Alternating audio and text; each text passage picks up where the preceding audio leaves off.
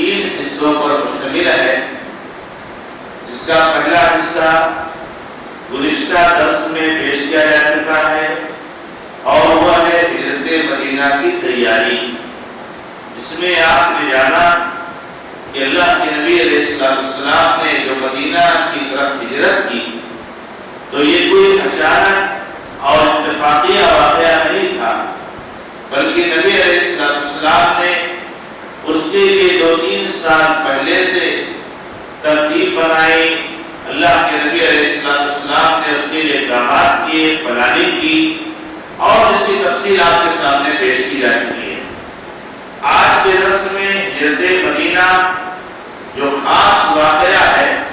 انشاءاللہ اس واقعے کو پیش کیا جائے گا اور پھر اگلے درس میں انشاءاللہ ہجرت مدینہ یہ نبی علیہ السلام کی سیرت کا بہت ہی اہم اور بہت عظیم واقعہ ہے، جس میں ہمارے لیے بہت سارے دروس اور اسی طریقے سے عبرت ہیں۔ انشاءاللہ ان دروس کو، ان پیغامات کو اور ان نصیحتوں کو، عبرتوں کو اگلے درس میں پیش کیا جائے گا۔ چنانچہ آئیے، اللہ کے نبی علیہ السلام نے جو ہجرت فرمائی مکہ سے مدینہ تک، تو اس تعلق سے آپ کے سامنے یہ بات بتائی جا چکی ہے کہ کفار مکہ میں دارالندوا میں جو کہ مکہ کی پارلیمنٹ ہے، اس نے یہ متفقہ طور سے فیصلہ کیا کہ اللہ کے نبی علیہ السلام کو قتل کر دیا جائے۔ آپ سے چھٹکارا لینا ہے اور اس دنیا کو آپ سے چھٹکارا دلانا ہے تو ایک ہی راستہ ہے کہ آپ کو قتل کر دیا جائے۔ چنانچہ اللہ کے نبی علیہ السلام کے تعلق سے جو فیصلہ کیا گیا تو جبریل علیہ السلام آئے اور اللہ کے نبی علیہ السلام کو یہ خبر دی کہ آپ کے قتل کا پروگرام بنایا گیا ہے، لہذا اب آپ یہاں سے روانہ ہو جائیے، آپ یہاں سے ہجرت کر جائیے۔ اور یہاں تک آپ سے کہا گیا کہ آپ آج آنے والی جو رات ہے، اس رات کو اپنے بستر پر نہیں گزاریں گے، کیونکہ دارالندوا میں جو فیصلہ ہوا تھا اس فیصلے کے نفاذ کا جو وقت متعین کیا گیا تھا وہ رات میں جائے جناب ہے کہ اس فیصلے کو نافذ کیا جائے گا۔ چنانچہ اللہ کے نبی علیہ السلام کو جب وحی کے ذریعہ اطلاع ملی اور آپ کو حکم اور اجازت مل گئی کہ آپ ہجرت کر جائیں، ہم لوگ اس سے پہلے سن چکے ہیں اور جان چکے ہیں کہ مکہ سے تقریباً سارے مسلمان ہجرت کر چکے ہیں، صرف اللہ کے نبی علیہ السلام اور علی رضی اللہ تعالیٰ عنہ اور اس طریقے سے صدیق رضی اللہ تعالیٰ عنہ یہ لوگ رہ گئے تھے، اور کچھ ایسے صحابہ یا ایسے مسلمان جن کو کافروں نے زبردستی روک دیا تھا ان کو ہجرت کرنے نہیں دے رہے تھے دوبارہ۔ چنانچہ اللہ کے نبی علیہ السلام کی اطلاع کے بعد ٹھیک دوپہر کے وقت ابو بکر رضی اللہ تعالیٰ عنہ کے گھر پر تشریف لائے اور اللہ کے نبی علیہ السلام نے وہاں پر عمر رضی اللہ تعالیٰ عنہ سے ذکر کیا کہ ہمیں ہجرت کرنے کی اجازت مل گئی ہے۔ تو نبی علیہ السلام نے ابو صدیق رضی اللہ تعالیٰ عنہ سے کہا، چونکہ ابو صدیق رضی اللہ عنہ پہلے ہی ہجرت کرنا چاہتے تھے لیکن ابو صدیق رضی اللہ تعالیٰ عنہ کو نبی صلی اللہ علیہ وسلم نے روک دیا، اور اللہ کے نبی علیہ السلام کا پلان یہ تھا کہ جب آپ ہجرت کے لیے نکلیں گے تو ابو صدیق رضی اللہ تعالیٰ عنہ کو آپ کے ساتھ لے جائیں گے۔ تو اللہ کے نبی علیہ السلام نے بتایا اور پھر اللہ کے نبی علیہ السلام سے ابو بکر صدیق رضی اللہ تعالیٰ عنہ نے فوراً کہا الصحبۃ یا رسول اللہ، کہ اللہ کے رسول صلی اللہ علیہ وسلم جب آپ کو ہجرت کی اجازت مل گئی ہے تو اب آپ مجھے آپ اپنے ساتھ لے چلیں گے۔ تو نبی علیہ السلام نے یہ دوپہر کے وہ جانتے کو صدیق رضی اللہ عنہ خبر دی اور پھر پلان بنا کہ ہم ہجرت کریں گے، رات میں ہم لوگ گھر سے نکلیں گے۔ اللہ کے نبی علیہ السلام نے گھر تشریف لے آئے واپس آ گئے صدیق کے گھر سے۔ ادھر اللہ کے نبی علیہ السلام کے خلاف جو فیصلہ ہوا تھا اس فیصلے کو نافذ کرنے کے لیے، یعنی اللہ کے نبی علیہ السلام کو قتل کرنے کے لیے جیسا کہ فیصلہ کیا گیا تھا کہ جتنے بھی قبائل ہیں مکہ میں ہر قبیلہ سے ایک نمائندہ منتخب کیا جائے گا اور سارے کے سارے لوگ مل کر کے اللہ کے نبی علیہ السلام پر ایک ساتھ تلوار چلائیں گے سے اقتصاد سے مطالبہ نہ کر سکیں اور مجبوراً دیت لینے پر راضی ہو جائیں گے۔ بہرحال اس فیصلے کے نفاذ کے لیے 11 قبائل سے 11 سرداروں کو منتخب کیا گیا، جن کا نام یہاں پر میرے سامنے نوٹ ہے، لیکن میں نہیں سمجھتا ہوں کہ کوئی خاص ضرورت ہے اس لیے کہ باتیں زیادہ ہیں۔ تو ان سب کو حکم دیا گیا کہ جب رات کا اندھیرا ہو جائے گا تو یہ لوگ جا کر کے دروازے پر ہاتھ لگ کے بیٹھ جائیں گے۔ چنانچہ یہ 11 لوگ 11 قبیلوں کے سردار یہ رات کی تاریکی میں آئے اور اللہ کے نبی علیہ السلام کے گھر کے پاس جو ہے جناب ہے انہوں نے ہاتھ ڈال کے تلواریں لیے ہوئے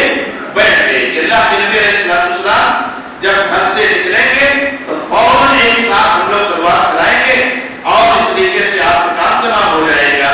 اور ان سب کو یقین تھا کہ اللہ کے نبی علیہ السلام کی زندگی کا آج کے آخری دن ہے، لیکن اللہ رب العزت نے جیسے کہ قرآن کریم میں بیان فرمایا وَيَمْكُرُ بِكَ الَّذِينَ كَفَرُوا لِيُثْبِتُوكَ أَوْ يَقْتُلُوكَ أَوْ يُخْرِجُوكَ وَيَمْكُرُونَ وَيَمْكُرُ اللَّهُ وَاللَّهُ خَيْرُ الْمَاكِرِينَ۔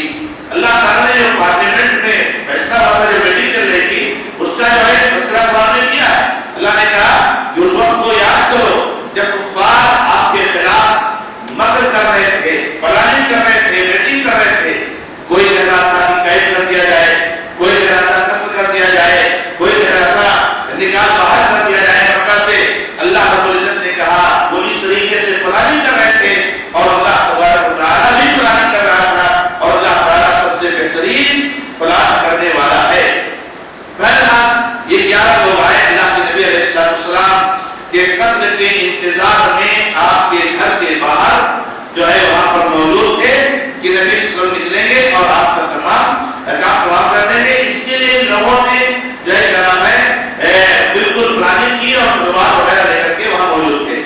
اللہ کے نبی علیہ السلام کس طریقے سے اپنا گھر چھوڑتے ہیں؟ اللہ کے نبی علیہ السلام کے گھر کے باہر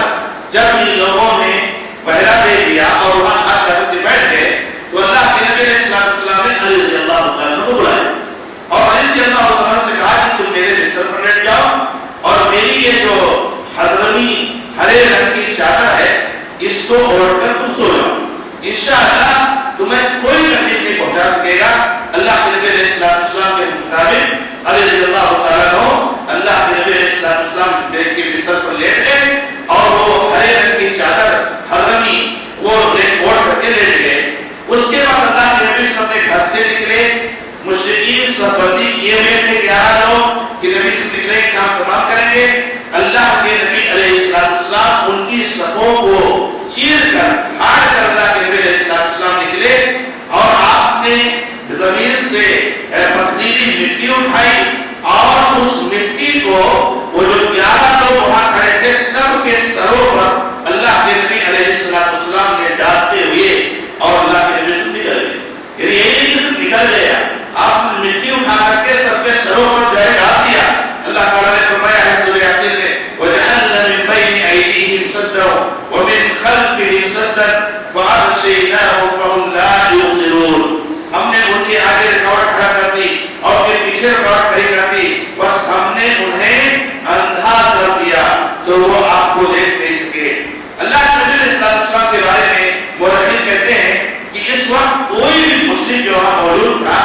ایسا نہیں بچا کہ جس کے سر پر اللہ کے نبی علیہ السلام نے مٹی نہ ڈالی ہو، اور مٹی ڈال کر اپنے گھر سے نکل کر اللہ کے نبی صلی اللہ علیہ وسلم صدیق رضی اللہ تعالیٰ عنہ کے گھر تشریف لائے۔ پھر ابو صدیق رضی اللہ تعالیٰ عنہ کے گھر کی ایک کھڑکی سے، دروازے سے نہیں پیچھے سے ایک کھڑکی سے ابو صدیق رضی اللہ تعالیٰ عنہ اور نبی صلی اللہ علیہ وسلم دونوں کھڑکی سے نکل کر رات ہی میں یمن کا رخ کیا اور اللہ کے نبی سے وہاں سے نکل کر کے گئے اور پھر وہاں سے چند جو ہے کلومیٹر کے فاصلے پر یا چند میل کے فاصلے پر ثور نامی ایک پہاڑ ہے جس میں ایک غار تھا، وہاں پر نبی علیہ السلام ابو صدیق رضی اللہ تعالیٰ عنہ کے ساتھ اس غار ثور میں گئے۔ 2 غار ہے، غار حرا ہے اور ایک غار ثور مشہور ہے۔ غار حرا وہ غار ہے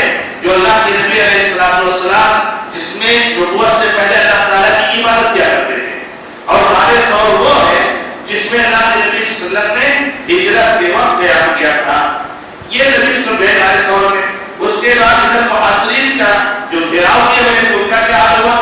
ان لوگوں کو اپنی ناکامی اور نامرادی کا تھوڑا تھوڑا احساس ہونے لگا اور وہ اس طرح سے ہوا کہ ایک آدمی ان کے پاس آیا اور اس نے کہا کہ تم لوگ یہاں کیوں کھڑے ہو؟ یہ محمد کے دروازے پہ کیوں کھڑے ہو؟ کس چیز کا انتظار کر رہے ہو؟ تو انہوں نے کہا کہ محمد کا انتظار کر رہے ہیں. تو کہا تم لوگ ناکام اور نامراد ہو گئے. اللہ کی قسم محمد صلی اللہ علیہ وسلم تو آپ لوگوں کے پاس سے گزرے ہیں اور آپ کے سروں پر مٹی ڈالتے ہوئے آگے نکل گئے ہیں. تو انہوں نے کہا کہ ہم نے تو انہیں دیکھا نہیں. اور پھر یہ سارے کے سارے اپنے سر پر ہاتھ لے کے تو سب کے سروں پر مٹی لگی ہوئی تھی اور سب کی مٹی کو جھاڑنے لگے یہ لوگ. پھر جو ہے دروازے کی دراز سے دروازے میں جو جگہ تھی تھوڑی سی دراز اس سے انہوں نے چھانٹ کر کے دیکھا تو دیکھا کہ نبی علیہ السلام بستر پر لیٹے ہوئے ہیں, سوئے ہوئے ہیں. وہی چادر جو آپ پڑھتے تھے وہی چادر اوڑھے ہوئے ہیں, اسی بستر پر ہے. تو کہتے نہیں یہ آدمی غلط بول رہا ہے. اللہ کی قسم محمد صلی اللہ علیہ وسلم تو سوئے ہوئے ہیں, ان کے اوپر ان کی چادر بھی موجود ہے. چنانچہ وہ لوگ بھی وہی صبح تک بیٹھے رہتے ہیں. نہیں وہ غلط بول رہا ہے اور صبح نکلیں گے. ادھر صبح ہوئی تو علی رضی اللہ تعالیٰ عنہ اٹھے بستر سے اور مشرکین نے جب علی رضی اللہ تعالیٰ عنہ کو دیکھا تو ان کے تو ہوش اڑ گئے. علی رضی اللہ تعالیٰ سے پوچھا کہ رسول اللہ صلی اللہ علیہ وسلم کہاں ہے, محمد صلی اللہ علیہ وسلم کہاں ہے؟ تو علی رضی اللہ تعالیٰ عنہ نے کہا کہ مجھے نہیں معلوم. یہ اس طرح سے جو ہے واقعہ وہاں پیش آیا ان لوگوں کا. اللہ کے نبی علیہ السلام 27 سفر سن 14 نبوت 27 سفر جو مہینہ آ رہا ہے سفر کا 27 سفر کو نبی علیہ السلام اپنے گھر سے غار ثور کے لیے نکلے. لیکن ایک چیز یہاں پر آپ کو معلوم ہے اور بتایا گیا ہے کہ ہجرت کا جو مہینہ شروع کیا گیا محرم سے شروع کیا گیا. حالانکہ آپ نکلے ہیں سفر کے آخر میں اور اللہ کے نبی صلی اللہ علیہ وسلم باقاعدہ جو ہجرت فرمائی ہے 3 گھنٹے تو آپ غار ثور میں تھے. ربیع الاول میں آپ نے ہجرت شروع کی ہے اصل, لیکن محرم کے مہینے کو ہجرت کا پہلا مہینہ مانا گیا کیونکہ ہجرت کی جو پلاننگ شروع ہوئی ہے وہ محرم کے مہینے سے بلکہ ذوالحجہ کے آخر سے جو ہے شروع ہوئی ہے, اس لیے محرم کو پہلا مانا گیا. اللہ کے نبی علیہ السلام اس طریقے سے نکل کر کے وہاں پر گئے اور غار ثور میں جب پہنچے تو اللہ کے نبی علیہ السلام کو یہ تو معلوم تھا کہ کفار مکہ آپ کو ڈھونڈنے میں کوئی کسر باقی نہیں رکھیں گے. اسی لیے اللہ کے نبی علیہ السلام نے وہ راستہ اختیار کیا جو اس کے بالکل الٹا تھا. یعنی مکہ سے جو ہے مدینہ یہ شمال کی طرف پڑتا ہے, مکہ سے مدینہ یہ شمال کی طرف پڑتا ہے, لیکن نبی صلی اللہ علیہ وسلم جنوب کی طرف جو یمن کا راستہ تھا ادھر ہے اور ادھر جا کر کے پھر وہاں غار ثور میں آئے. اللہ کے نبی علیہ السلام غار ثور میں جب پہنچے تو اس میں جب داخل ہونا چاہا تو بکر صدیق رضی اللہ تعالیٰ نے کہا کہ نبی صلی اللہ علیہ وسلم آپ تھوڑا باہر رکیے, میں اپنے رات کے اندر جاتا ہوں اور اس کو دیکھتا ہوں, اس کو ٹھیک ٹھاک کرتا ہوں, اس میں کوئی کیڑا مکوڑا کچھ جانور ہے تکلیف دینے والے تو وہ سب صاف صفائی کرتا ہوں. ابو صدیق رضی اللہ تعالیٰ گئے, غار کو صاف ستھرا کیا, صفائی کی, اس میں کچھ سوراخ تھے ان سارے سوراخ کو بند کیا اور بند کرنے کے لیے کوئی چیز نہیں تھی. ابو صدیق رضی اللہ عنہ لوگی پہنے ہوئے تھے, اپنی لوگی کو پھاڑ کر اس کے ذریعے سے سارے سوراخ کو بند کیا. 2 سوراخ ایسے رہے تھے جو بند نہیں کر پائے کیونکہ کپڑا نہیں تھا. اب لوگی پہنا بھی تھا, جتنا پھاڑ سکے اتنا پھاڑے اور اس کے بعد 2 سوراخ رہ گئے. تو یہ سوچے کہ ہم اس پر اپنا دونوں پیر رکھ دیں گے اور جو ہے اس کو تکلیف نہیں ہوگی. چنانچہ ابو صدیق رضی اللہ تعالیٰ نے ان 2 سوراخوں پر اپنا پاؤں رکھ دیا اور پھر رسول اللہ صلی اللہ علیہ وسلم سے کہا کہ آپ تشریف لائیے. اللہ کے نبی علیہ السلام اندر تشریف لے گئے. ابو صدیق رضی اللہ تعالیٰ کے گود میں سر رکھ کر کے اللہ کے نبی علیہ السلام سو گئے. ادھر ابو صدیق رضی اللہ تعالیٰ نے پاؤں سوراخ میں رکھے ہوئے تھے تو پاؤں میں کسی چیز نے ڈس دیا, بچھو بولو سانپ بولو, کسی چیز نے کاٹ دیا. ابو صدیق رضی اللہ تعالیٰ کو بہت تکلیف ہوئی, لیکن انہوں نے اس ڈر سے کہ نبی علیہ السلام جاگ جائے گا, آپ کی نیند خراب ہو جائے گی, اس لیے انہوں نے پاؤں کو ہلایا نہیں. لیکن تکلیف کی وجہ سے ان کی آنکھ سے آنسو ٹپک پڑے اور وہ آنسو نبی صلی اللہ علیہ وسلم سارے باہر گر گئے. جب وہ آنسو ملے تو نبی علیہ السلام کی نیند کھل گئی اور کہا صدیق تم کو کیا ہو گیا, تم کیوں رو رہے ہو؟ تو وہ صدیق رضی اللہ تعالیٰ نے کہا کہ اللہ کے نبی علیہ السلام آپ پر میرے ماں باپ قربان ہوں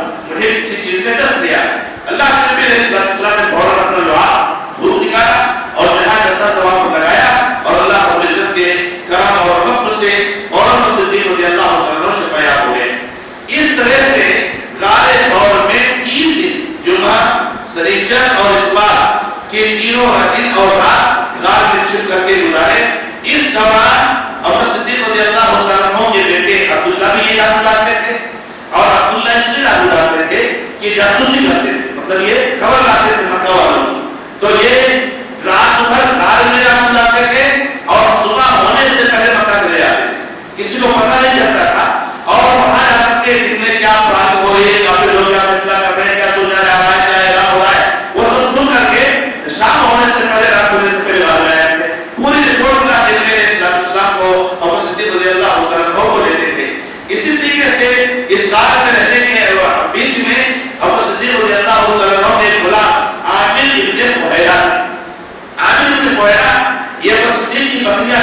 چراتے تھے. تو ان کا کام یہ تھا کہ وہ آتے تھے دن بھر غار کے آس پاس جو ہے جناب بکریاں چراتے تھے, اور رات میں بکریوں کو غار کی طرف لے جاتے تھے, اور اللہ کے نبی علیہ السلام اور صدیق رضی اللہ عنہ کو رات میں دودھ پلاتے تھے, اور پھر صبح اپنی بکریاں چرانے کے لیے چلے جاتے تھے. اور اس طریقے سے ان کا کام یہ بھی تھا کہ عبداللہ بن عمر رضی اللہ تعالیٰ عنہ جو صبح شام کو جو ہے صبح غار میں آتے تھے, صبح غار سے نکلتے تھے اور شام کو آتے تھے, تو یہ جاتے تھے تو ان کے پیروں کے اشارات یہ پتہ نہ چلے, جیسے عبداللہ جاتے تھے ان کے پیچھے ہی اپنی بکریاں لے کے جاتے تھے, تو بکریوں کے پیروں کے اشارات سے آدمی کا نشان ختم ہو جاتا تھا. اس طریقے سے 3 دن تک جو ہے جناب ہے اللہ کے نبی علیہ السلام نے وہاں رہے. ابو عبداللہ رضی اللہ تعالیٰ عنہ جو بعد میں مسلمان ہوئے, وہ جو ہے جناب ہے بتاتے تھے, خبر بتاتے تھے, عامر ابن فہیرہ دودھ پلاتے تھے, اور اس طریقے سے وہاں پر رہے. ادھر جب قریش کو پتہ چل گیا کہ اللہ کے نبی علیہ السلام نکل چکے ہیں, اور صبح کو بالکل یقینی طور سے معلوم ہو گیا کہ اللہ کے نبی صلی اللہ علیہ وسلم کے بستر پر جو ہے جناب علی رضی اللہ تعالیٰ عنہ سوئے ہوئے ہیں, ان کو بڑا غصہ آیا, بڑا غصہ آیا. چنانچہ سب سے پہلے انہوں نے اپنا غصہ علی رضی اللہ عنہ پر کرا, اور ان کو مسجد کا خانے کعبہ کرنے گئے, اور وہاں پر جو ہے کو بہت تکلیف تھی, اور کہا کہ بتاؤ نبی علیہ السلام کے بارے میں تم کو کیا خبر ہے. اور علی رضی اللہ عنہ نے کچھ بھی نہیں معلوم, اور حقیقت میں کچھ بھی نہیں معلوم تھا کہ رسول کہاں گئے ہیں, کیا ہے. اللہ کے نبی کو کوئی چیز بتائی تھی. اس کے بعد جو ہے جناب وہ لوگ صدیق کے گھر پر آئے, اور اسماء بنت بکر رضی اللہ تعالیٰ عنہا, اسماء رضی اللہ تعالیٰ عنہا تھی, اور ان سے جو ہے کہا کہ تمہارے ابا کہاں ہے. اسماء رضی اللہ تعالیٰ عنہ نے کہا مجھے نہیں معلوم. اس کے بعد ابو جہل خبیث نے اسماء رضی اللہ تعالیٰ عنہ کے رخسار پہ اتنا 2 بار تھپڑ مارا کہ ان کے ہاتھ کی بانی گر گئی. بہرحال یہ سب ہونے کے بعد کفار مکہ نے فوراً ہنگامی میٹنگ طلب کی, اور سب لوگوں کو بلایا, اور بلانے کے بعد یہ فیصلہ ہوا کہ جو ہے اب اس کے بعد کیا کیا جائے. وہ تو نکل چکے ہیں, تو فوری طور سے فیصلہ کیا گیا کہ اس کے لیے 100 جو ہے جناب ہے اونٹوں کے قدر انعام کا اعلان کیا گیا کہ جو محمد صلی اللہ علیہ وسلم اور صدیق کو پکڑ کر لائے گا اس کو 100 اونٹ دیے جائیں گے. اس انعام کو حاصل کرنے کے لیے بہت سارے لوگ سرگرمی سے تلاش کرنے کے لیے لگ گئے, اور جو ہے جناب ہے سب ادھر ادھر دوڑنے لگے, اپنے گھوڑوں کو, اپنے سواریوں کو دوڑانے لگے, مگر اللہ رب العزت جو ہے جناب اپنے کام پر غالب ہے. کہتے ہیں اللہ تبارک و تعالیٰ غالب علی امرہ, اپنے کام پر غالب ہے. انس رضی اللہ عنہ سے روایت ہے کہ ابو صدیق رضی اللہ عنہ نے فرمایا میں نبی صلی اللہ علیہ وسلم کے ساتھ غار میں تھا, سر اٹھایا تو کیا دیکھتا ہوں کہ لوگوں کے پاؤں نظر آئے, یعنی نبی صلی اللہ علیہ وسلم کو ڈھونڈنے والے غار تک پہنچ چکے, غار کے اوپر جو ہے جناب ہے وہ چل رہے ہیں. ابو صدیق جب نگاہ اٹھاتے ہیں تو دیکھتے ہیں کہ یہ لوگوں کے پاؤں نظر آ رہے ہیں. ابو صدیق رضی اللہ عنہ کہا کہ اللہ کے نبی صلی اللہ علیہ وسلم اگر ان میں سے کوئی ایک آدمی اپنی نگاہ نیچی کرے گا تو ہم کو لے لیں گے. اللہ کے نبی علیہ السلام نے کہا اے ابو بکر تمہارا کیا خیال ہے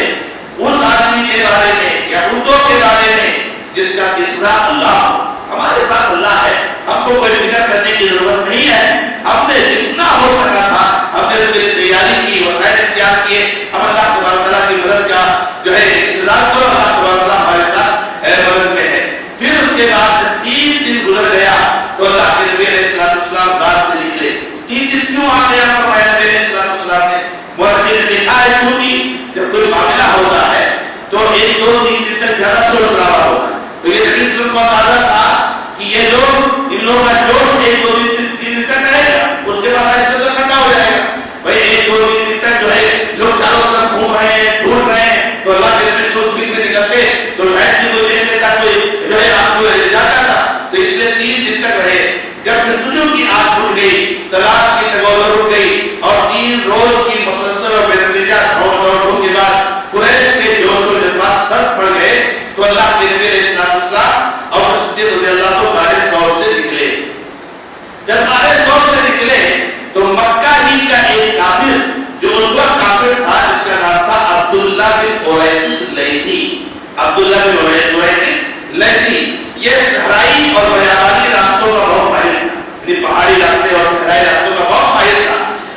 یہ جو ہے معاملہ پورا پہلے ہی طے ہو چکا تھا، اجرت پر مدینہ پہنچانے کا، یعنی پیسہ دے گا اور مدینہ پہنچائے گا، ادھر سے جانا ہے کیا جانا ہے، آسان کام نہیں ہے، مطلب راستوں پہ چلنا اور وہ بھی جنگلی اور پہاڑی اور صحرائی راستوں پر، تو اس سے اجرت پر مانگا طے ہو چکا تھا کہ ہم لوگ مدینہ پہنچائے گا، اتنا پیسہ لے گا، اور اس کو یہ بتایا جا چکا تھا کہ 3 دن کے بعد تو غار ثور میں آئے گا، یعنی پہلے سے رسول کا پلان تھا کہ ہم غار ثور میں جائیں گے، 3 دن رکیں گے، تو اسے کہا گیا تھا کہ 3 دن کے بعد تو غار ثور میں آئے گا۔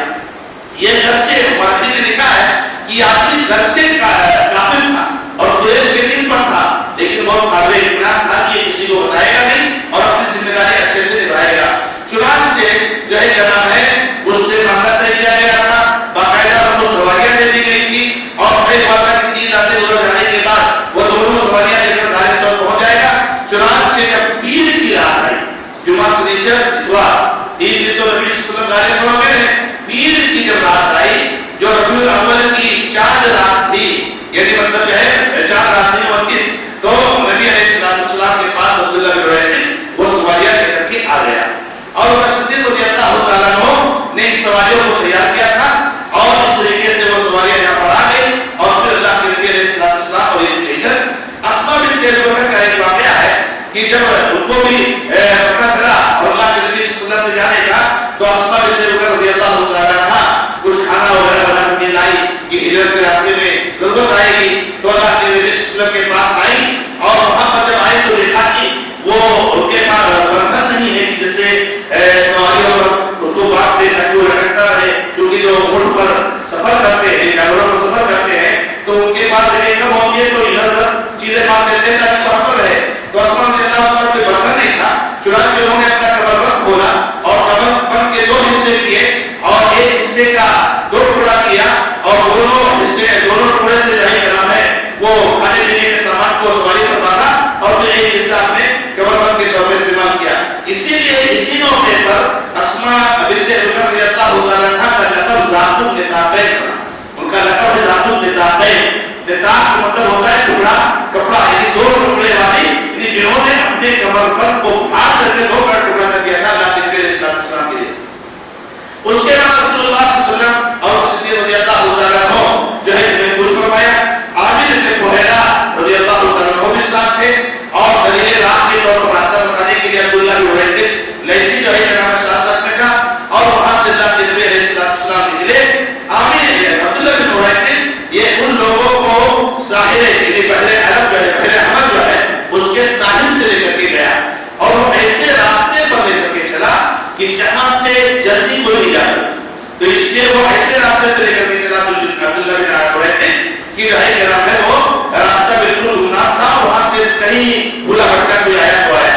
اس طریقے سے نکلے۔ اللہ کے نبی علیہ السلام کے ہجرت کے اس سفر میں کچھ واقعات پیش آئے جو یہاں پر اختصار کے ساتھ بیان کرنا مناسب ہے۔ ایک واقعہ تو یہ پیش آیا کہ جب اللہ کے نبی علیہ السلام نکلے تو چلتے چلتے جو ہے جناب ہے دوپہر کا وقت ہو گیا، رات میں نکلے تھے اور دوپہر کا وقت ہو گیا، تو ظاہر سی بات تھکے ہیں، تو وہاں پر ایک چٹان کے پاس گئے، اور وہاں پر صدیق رضی اللہ تعالیٰ عنہ نے جو نبی صلی اللہ علیہ وسلم کے لیے سونے کا انتظام کیا، اللہ کے نبی علیہ السلام وہاں پر سو گئے۔ اب صدیق رضی اللہ تعالیٰ عنہ کے سونے کے بعد وہ باہر آئے اور دیکھتے رہے کہ کوئی آ رہا ہے کوئی جا رہا ہے، اس طریقے سے جو ہے کیا نام ہے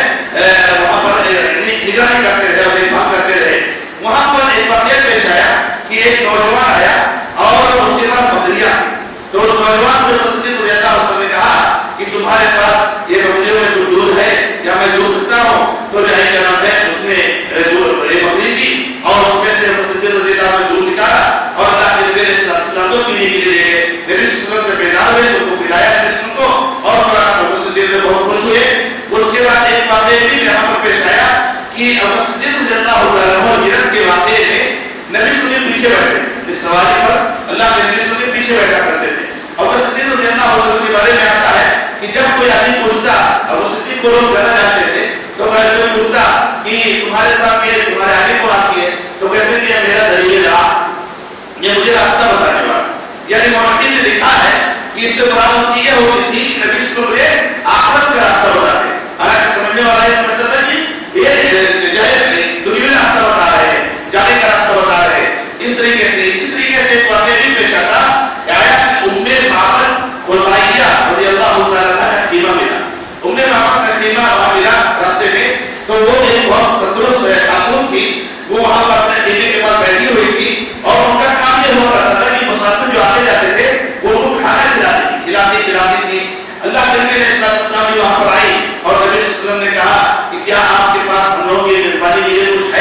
اتفاق سے جو ہے ان کی بکریاں جو تھی، اس کو اس زمانے میں بکریاں ہی مین غذا کا ذریعہ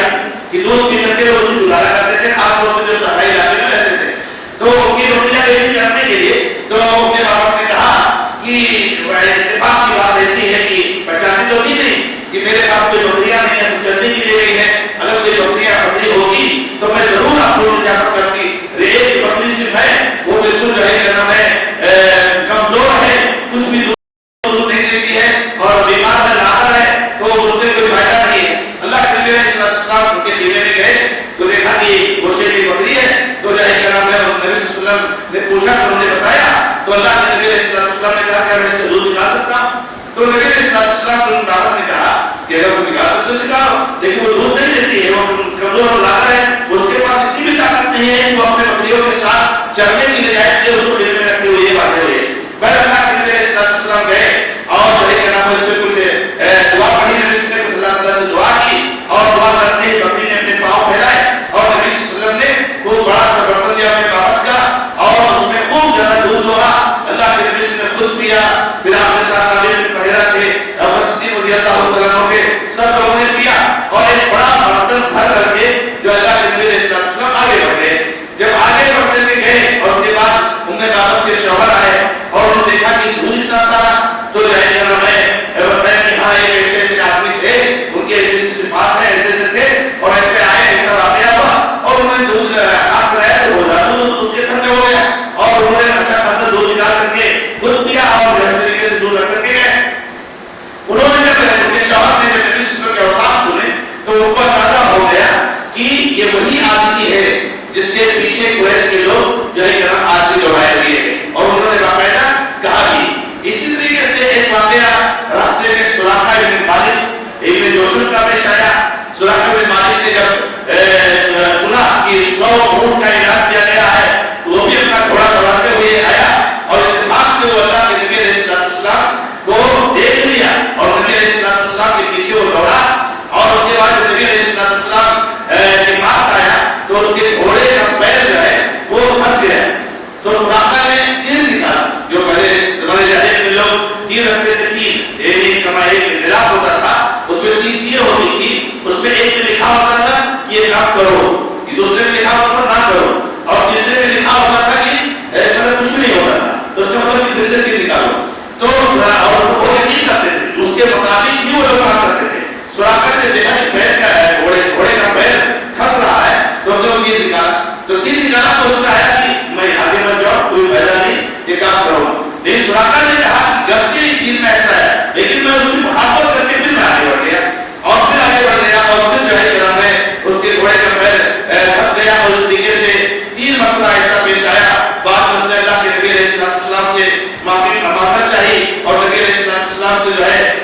امان دکھانا چاہا اور نبی صلی اللہ علیہ وسلم سے کہا کہ دعا کر دیجیے اور پھر یہ اپنے قوم میں واپس آ گیا اور اللہ کے نبی علیہ السلام کی وہاں پر صفات بیان کی اور قرآن ہم لکھایا. اس واقعے کے بعد اللہ کے نبی علیہ السلام چلتے چلتے اور اس طریقے سے چلتے رہے. یہاں پر ایک واقعہ پیش آیا، نبی علیہ السلام کو برائدہ اسلمی ملے راستے میں. یہ اپنی قوم کے سردار تھے اور قریش نے جس زبردست انعام کا اعلان کر رکھا تھا اسی کے لالچ میں نبی صلی اللہ علیہ وسلم اور ابو بکر صدیق کے تلاش میں نکلے تھے. لیکن جب رسول اللہ صلی اللہ علیہ وسلم سے سامنا ہوا اور بات چیت ہوئی تو خود وہ جو ہے جناب ہے متاثر ہو گئے اور فوری طور سے اپنے قوم کے 70 آدمیوں کے ساتھ اللہ کے نبی علیہ السلام کے ہاتھ پر مسلمان ہو گئے اور اس کے بعد اپنے قوم میں واپس گئے. اللہ کے نبی علیہ السلام کو کی ملاقات راستے میں زبیر بن عوام رضی اللہ عنہ سے ہوئی. یہ مسلمانوں کے ایک تجارت پیشہ گروہ کے ساتھ ملک شام سے واپس آ رہے تھے. اللہ کے رسول سے ملاقات ہوئی. بہرحال اس طریقے سے ہجرت کا یہ سفر جاری رہا یہاں تک کہ 8 ربیع الاول سن 14 نبوت 8 ربیع الاول سن 14 نبوت 23 ستمبر سے 622 کو رسول اللہ صلی اللہ علیہ وسلم قبا میں پہنچے. وہاں پر نبی علیہ السلام قبا میں پہنچے. عروہ ابن زبیر بیان کرتے ہیں کہ مسلمانان مدینہ نے مکہ سے رسول اللہ صلی اللہ علیہ وسلم کی روانگی کی خبر سن لی تھی، اس لیے روز آنا صبح ہی مدینہ والے کو پتہ چل گیا تھا کہ نبی علیہ السلام نکل چکے ہیں، اب آپ اسی دن میں تشریف لانے والے ہیں. اس لیے مدینہ والے روز آنا مدینہ سے باہر نکل جاتے اور ادھر سے آپ کے آنے کا وہ تھا یعنی مکہ سے جو راستہ آتا تھا ادھر جو ہے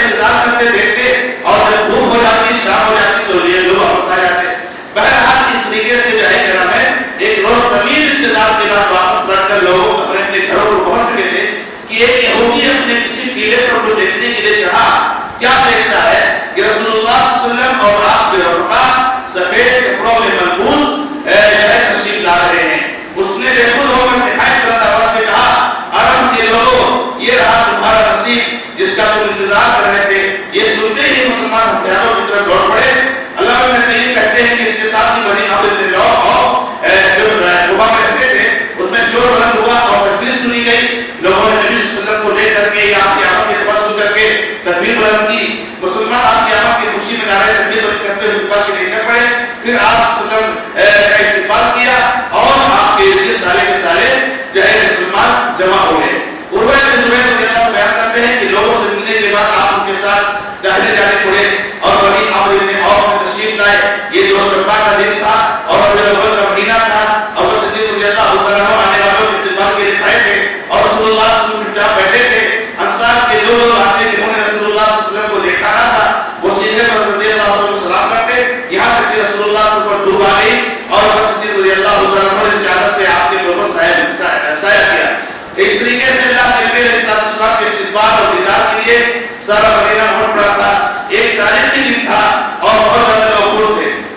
اللہ کے نبی علیہ السلام نے قبا میں کلثوم ابن حطب نامی شخص کے پاس قیام کیا اور اللہ کے نبی علیہ السلام وہاں پر جو ہے کیا نام ہے ٹھہرے. یہاں پر تھوڑی سی بات یہ ہو جائے کہ اللہ کے نبی صلی اللہ علیہ وسلم جو علی رضی اللہ عنہ کو اپنے بستر پر لٹا کر کے آئے تھے تو نبی علیہ السلام نے کہا تھا کہ تم یہاں مکہ میں 3 دن رہنا اور 3 دن میں جو امانتیں لوگ میرے پاس ہیں ان امانتوں کو واپس کر کے تم جو ہے کیا نام ہے ہجرت پر چلے آنا. چنانچہ رضی اللہ تعالیٰ نے نبی صلی اللہ علیہ وسلم کی ہدایت کے مطابق 3 دن مکہ میں رہے اور مکہ میں ساری امانتیں جو نبی کے پاس تھی ان کو سب کو صاحب امانت تک پہنچایا اور اس طریقے سے اللہ کے نبی علیہ السلام کے پیچھے یہ بھی ہجرت پر نکل گئے. اللہ کے نبی علیہ السلام نے قبا میں کچھ دن قیام فرمایا. اس کے بارے میں 3 روایتیں ملتی ہیں. بعض روایتوں میں ہے کہ اللہ کے نبی علیہ السلام نے 4 دن قیام کیا, بعض روایتوں میں 10 دن قیام کیا اور بعض روایتوں میں 24 دن قیام فرمایا. بہرحال اللہ کے نبی علیہ السلام نے کتنے دن بھی قیام کیا ہو نبی صلی اللہ علیہ وسلم نے قبا میں سب سے پہلی مسجد کی بنیاد رکھی اور یہ اسلام کی سب سے پہلی مسجد, اسلام کی سب سے پہلی مسجد جو اللہ کے نبی علیہ السلام نے قبا میں اس کی بنیاد رکھی تھی, بنائی تھی. اسی لیے اللہ تعالیٰ نے اس میں قرآن کریم میں فرمایا مسجد اسست علی التقوی من اول یوم احق ان تقوم فیہ, کہ وہ مسجد جو پہلے دن سے ہی اس کی بنیاد تقوی پر پڑی ہے. تو اسلام کی سب سے پہلی مسجد مسجد قبا ہے. یہ آپ صلی اللہ علیہ وسلم کی نبوت کے بعد جس کی بنیاد رکھی گئی. اللہ کے نبی صلی اللہ علیہ وسلم نے قبا میں 5 دن کہو 12 دن کہو 24 دن کہو نبی علیہ السلام اس کو بلا کر کے اللہ کے حکم مطابق پھر سوار ہوئے. ابو صدیق رضی اللہ عنہ آپ کے ردیف تھے, پیچھے تھے.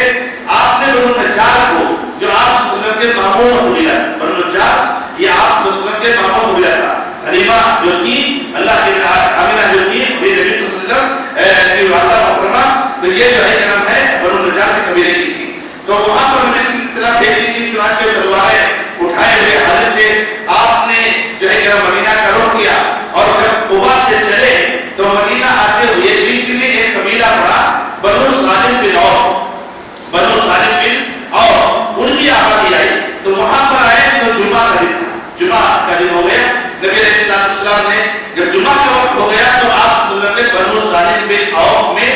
جمعہ کی نماز پڑھی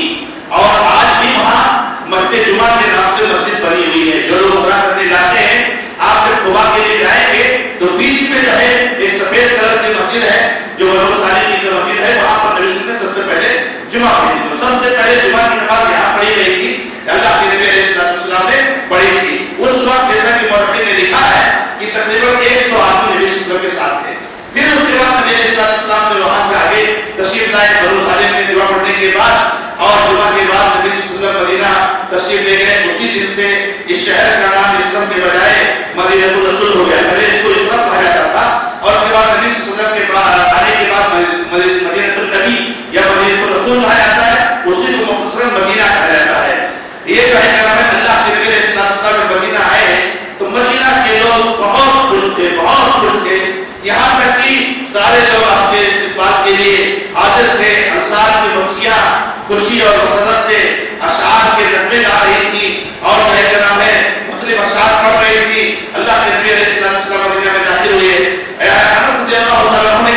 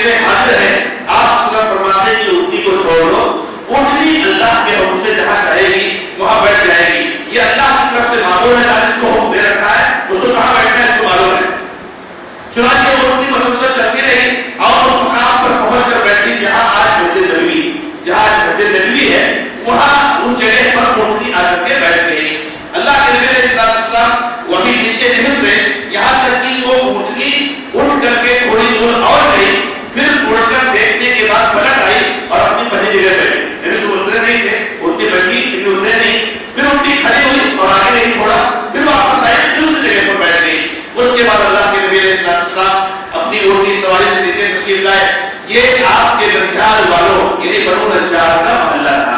جہاں اونٹنی بیٹھی تھی وہ بنو نجار والوں کا محلہ تھا، تو وہ وہاں پر اونٹنی بیٹھی تھی۔ یہ اونٹنی کے لیے بہت توفیق الہی تھی، کیونکہ آپ صلی اللہ علیہ وسلم نجار کا قیام فرما کر اونٹنی کی عزت افزائی کرنا چاہتے تھے۔ اب بنو نجار کے لوگوں نے اپنے اپنے گھر لے جانے کے لیے رسول اللہ صلی اللہ علیہ وسلم سے درخواست شروع کی، لیکن ابو ایوب انصاری رضی اللہ تعالیٰ عنہ نے لپٹ کر کجاوا اٹھا لیا اونٹنی کا اور اپنے گھر لے کر چلے گئے۔ اس پر رسول اللہ صلی اللہ علیہ وسلم فرمانے لگے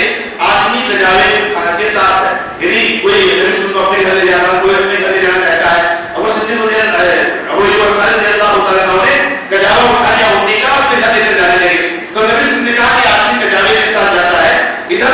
اسعد بن زرارہ رضی اللہ تعالیٰ عنہ نے آ کر اونٹنی کی نکیل پکڑ لی، چنانچہ یہ اونٹنی انہیں کے پاس تھی۔ اسعد بن زرارہ رضی اللہ عنہ اونٹنی کو ہی لے کر اپنے گھر چلے گئے۔